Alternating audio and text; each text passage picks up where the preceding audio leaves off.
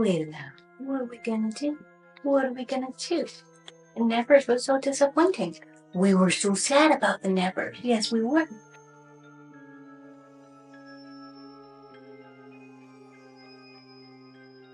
In this universe, HBO has canceled the Nevers, and they've sold it off to Tubi, who is not streaming the show, but playing it at scheduled hourly times with ads that have no clean break in them. It is both terribly inconvenient and difficult to watch this show right now. Why am I here and stuck on the Nevers? When we're done with this discussion, you'll understand. I'm gonna drop the premise for you. Spoilers for the Nevers. So in space, in a universe that's far in the future of ours, there is an all-out war going on between two different groups of humanity. One is the Planetary Defense Coalition, or the PDC, and the other is the Free Life Army. Both of these armies to me seem to have pros and cons to both of them. I could see myself on either side, but we're obviously supposed to stand with the Planetary Defense Coalition because they're pro-Golanthy, and as we're about to find out, the Golanthy is this mystical alien thing that we're all rooting for to save the world or whatever. It's worth noting that there's no adequate explanation as to why or how Golanthy is going to save us all. There's never any proof given, and some of the things the Golanthy does, like input spores into a person's brain that change their thought patterns so they can no longer harm each other, does sound alarming and more like mind control than like peace or salvation. So if you're like me, you're pretty skeptical of this Golanthy thing. It doesn't help that the Planetary Defense Coalition has like some weird myths, legend, and superstition-y kind of things. They keep saying they're anti-religion, and then like they have this whole thing about never sharing their name. It just doesn't stand up to scrutiny, and because of that, you sort of are not sure what the right choice is, who the right players are, but you know that we're intended to go with the Planetary Defense Coalition, and you know we're supposed to be for the Golanthy, because even though it looks like a space shrimp, it also looks like a cute Cthulhu space shrimp. We witnessed this final skirmish between the PDC and the Free Life Army. It looks like the Golanthy and the PDC have lost, but as that's happening, the Golanthy decides to flee the battle and the whole universe. One of the soldiers, known as Stripe or Zephyr, sees that they're losing this battle and there's going to be no coming back from it, and in a fit of extreme loss and grief decides to end her life. But instead of dying, the Golanthy takes her soul with them, and when they both land in 1890s London, the Golanthy sticks Zephyr's soul in the body of a woman named Amalia True, who has also recently vacated that body. Traveling through the dimensions, and the fight has taken a lot out of the Golanthy, so it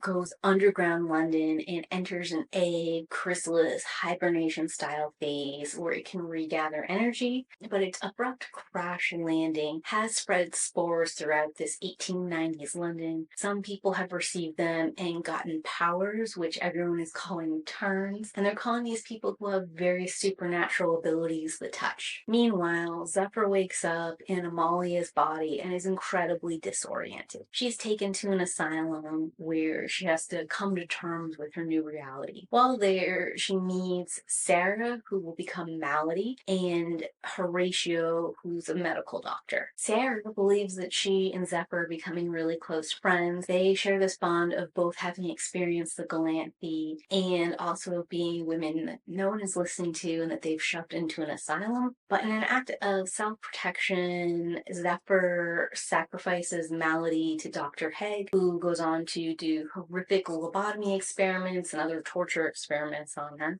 that eventually cause her to lose sense of reality and become a serial killer. Meanwhile, Zephyr is confronted by Lavinia Bidlow and asked to be head of an orphanage for the term, which she agrees to do, and that's how she gets out of the asylum. Then Zephyr meets Penance, who is another touched woman that has the power to control energy and whatnot. Instead of hiding who she is, Zephyr tells Penance everything, and the two of them create a real friendship bond and decide that they're going to work work together to unite all the other touch they can find, keep them safe, and then to find the Galanthi and fulfill its mission and save the world. Okay, guys, are you still with me? Because that was a page of notes that I just ran through, and it feels like a whole lot of things, names, places, people, and I had to start you off in a universe we're never going to go back to. And that's kind of the thing about the Nevers that makes it so compelling and interesting from a viewer standpoint, is there is so much going on. It's a world that feels incredibly large and expansive, and like there are unlimited possibilities, both in the steampunky science fiction kind of genre, but also in like this supernatural, otherworldly, alien kind of thing. I have done an episode by episode reaction of the first 6 episodes in season 1, and I was pretty much on the fence almost the whole time, like torn between liking and hating the show. Since then, I've rewatched The Nevers a couple of times because I had planned to create a what has happened so far before the second half of the season came out. Of course, the way it was released made that impossible, but something I noticed when I was rewatching those episodes is there is an enormous amount of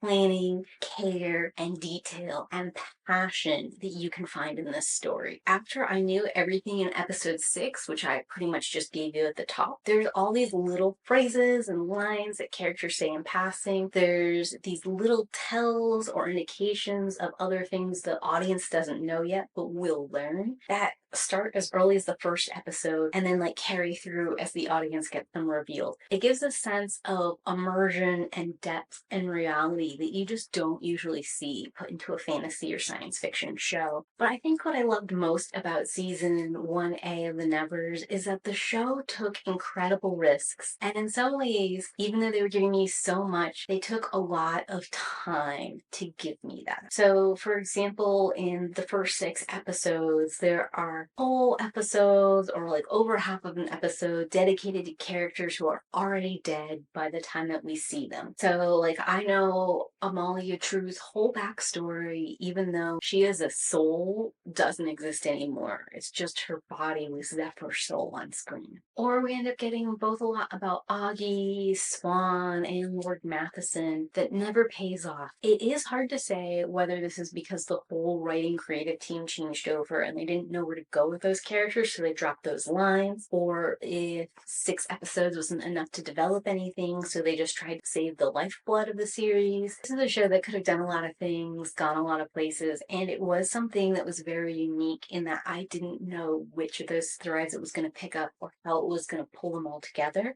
So I was so looking forward to episode 1B. And I was also kind of tentatively hopeful that the show would do well enough that we'd get a season 2 out of it. What do you need to know about the first 6 episodes so we can get into that back 6? Sarah/Malady kills a bunch of people, causes mayhem, gets caught by Detective Mundy, stands trial, and is publicly executed. Where in her public execution, she creates a trap for anyone who came to view her and kills them as well. Even though Malady has been playing herself off as crazy and deranged and speaks mostly nonsense in the entirety of the show, she's actually quite clever, and with it, she's been masquerading as a reporter named Effie Boyle, and she's had one of her crazy cult followers pose as her and die in the execution in her place, which means she can now take her disguise off and walk freely amongst the street because everyone thinks she's dead. That wealthy woman, Larvinia, both funds the orphanage and funds Dr. Haig's experiments. She is hoping to gather and keep all the touch people safe because they can't help what happened to them, but at the same time, she's also doing a lot of torture experiments and something weird with the Galanthi because she would like to heal everyone or stop this from spreading, or in the worst case scenario, destroy everything around it to protect humanity as she knows it. Zephyr and Penance do a whole bunch of things in the first 6 episodes. None of it is important to the bigger story except that Penance and Zephyr locate where the Galanthi is, and Zephyr is able to get in and speak with it. While there, the Galanthi warns Zephyr that she is not the only person from the future who is here with them. There are several main characters doing other side questy things that don't end up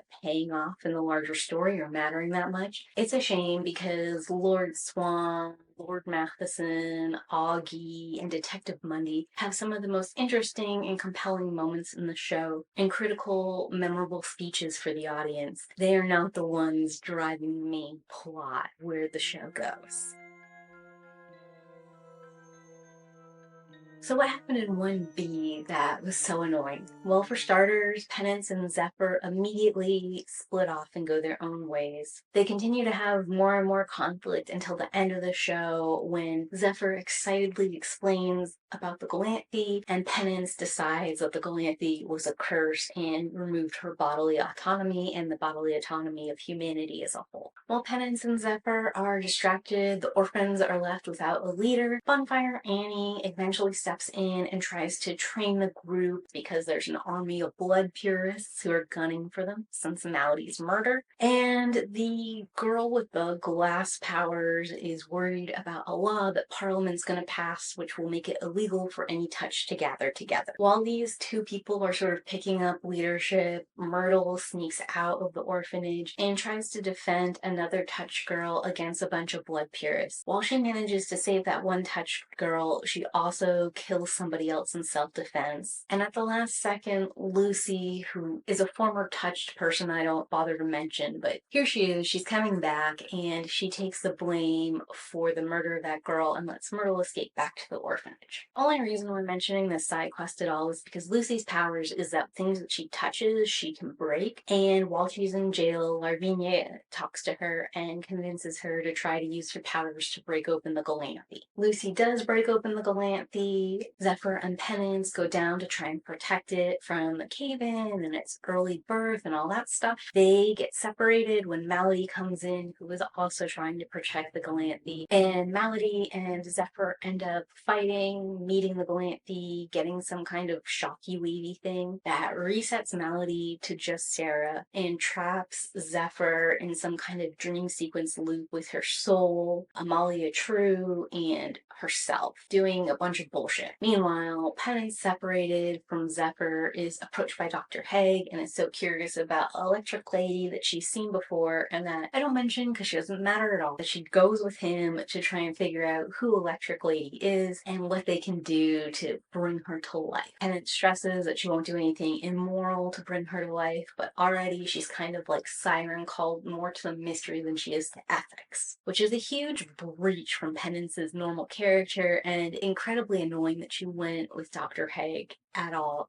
Through a series of contrived turns, Penance, Dr. Haig, Electric Lady, the Galanthe, and Zephyr are all in the same room together. Penance and Zephyr team up and they defeat Dr. Haig and the Electric Lady and save the Galanthe just in time for Larvinia to find them and attempt to kill the Galanthe. Then Malady pops out of a bush with an army of other Maladies, another thing I haven't talked about and won't be talking about in this summary. But Malady pops in with an army of other Maladies and they take out Larvinia's army and protect the Galanthe. There are a couple more shenanigans that happen between the Electric Lady and the Galanthe. They don't mean anything to the story, so that's all. Then Zephyr and Penance realize that the orphanage is under attack and they run back to it to try and protect all of the other touched people they've gathered from the blood purists. Weirdness happens, they lose their powers, it looks like they're all dying, and then the Galanthe sacrifices itself and returns all of their powers and they win against the blood purists and they're going to be even more touched in this world now. Of course, during this fight, several people died. This includes Primrose, Lord Matheson, Lord Swan, and it's open-ended whether or not Myrtle actually survives or not. She definitely lives through the Blood Purist battle, but then she goes out and gets possessed by the Electric Lady, and it's hard to know if there's any of Myrtle left or if it's all Electric Lady all the time now. Penance and Zephyr have their final breaking out here when they realize the saving the world meant all these spores everywhere across people, because Penance frankly points out that the Touched have not done a good job saving the world or bringing humanity together so far, and she doesn't see how more of them will do anything but cause more strife and distrust. Meanwhile, Zephyr has gone full team Galanthe, she's drank the Kool-Aid, and the two of them have to split on those terms. Augie, who had a dark arc, pops out of a bush and it looks like him and Penance are going to get together. Oof. Guys, it's taken me so long to get to the point of this that I think I'm going to end up breaking it up into 2 episodes. One is going to be a basic recap of the Nevers, episodes 1 to 6, and then 6 to the end, just so that we all have a framework that we're working off of. And then I'm going to dive into what my issues were with the final season and why it left me so sad and vaguely angry over the wasted potential. So I want to thank you guys for sticking with me through the part 1 recap of both a summary of the premise, the major plot points of episodes 1 to 6, and then the plot points of 7 to 12. Are any of you watching the season finale of The Nevers? And if so, how did you feel about it? Tell me in those comments down below. I'm going to come back and I'm going to give you a long-winded rant about all the things the writers did wrong in this back 6 episodes. Thanks for watching, and as always, keep reading. Bye!